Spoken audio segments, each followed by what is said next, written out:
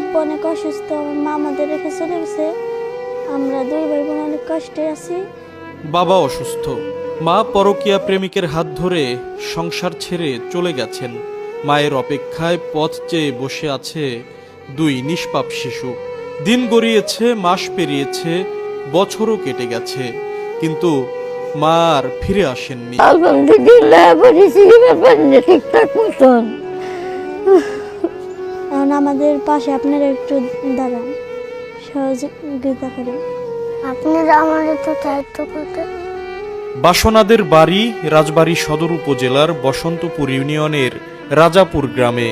বন্ধুরা, এই ভিডিওটি যদি আপনাদের হৃদয়ে সামান্য হলেও নাড়া দিয়ে থাকে, তাহলে অনুরোধ, একটি লাইক, একটি শেয়ার আর একটি কমেন্ট করুন।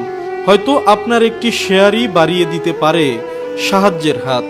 এমন বাস্তব ও মানবিক গল্পের একটি মাদ্রাসায় কিন্তু অর্থের অভাবে তার